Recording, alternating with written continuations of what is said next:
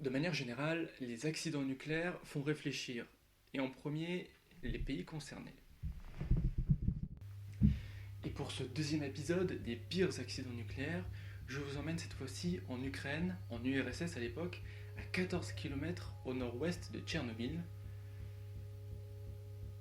dans la centrale Lénine.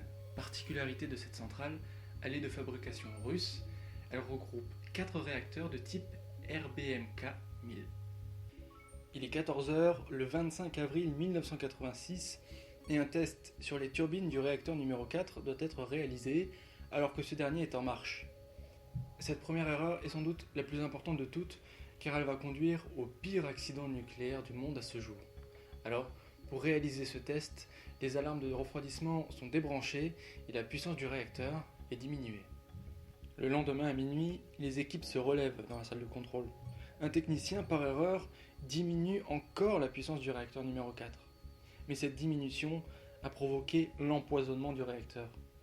L'ingénieur en chef, Anatole Dyatlov, demande alors à ce que la puissance soit rétablie. Sauf que la puissance était limitée puisqu'elle avait été descendue trop bas. Il fallait alors réactiver la fission dans le réacteur en retirant les barres de contrôle. Celles-ci permettent de contrôler la puissance. Sauf que trop de barres ont été retirées. Sur les près de 200, seulement 6 sont laissés dans le réacteur. L'ingénieur en chef ordonne alors de commencer le test, commencer la veille. Ce test constituait à créer une coupure de courant pour vérifier le bon fonctionnement des systèmes de sécurité automatique.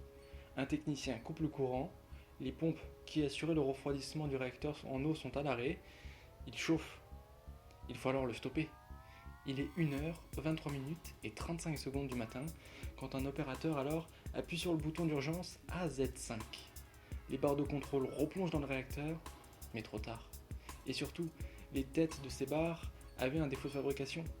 Elles étaient faites de graphite, qui réactionne la fission.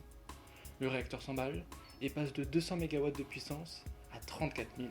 Le bouton d'arrêt d'urgence était dans ces circonstances un détonateur. Il est 1h, 23 minutes et 45 secondes. L'hydrogène accumulé s'embrase. Le réacteur explose. Le toit en béton de 1400 tonnes est littéralement projeté.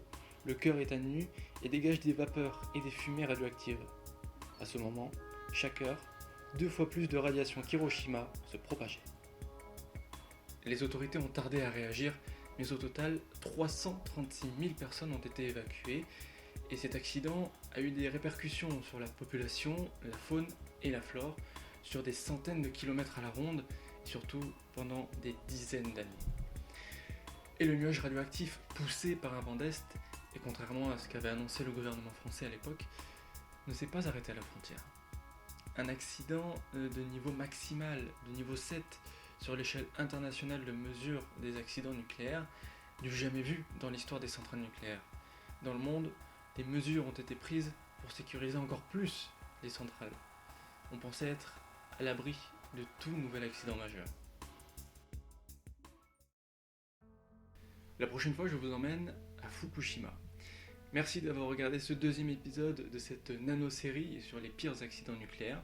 S'il vous a plu, likez-le, dites-nous ce que vous en avez pensé dans les commentaires, et puis partagez-le. Je vous retrouve dans le dernier épisode.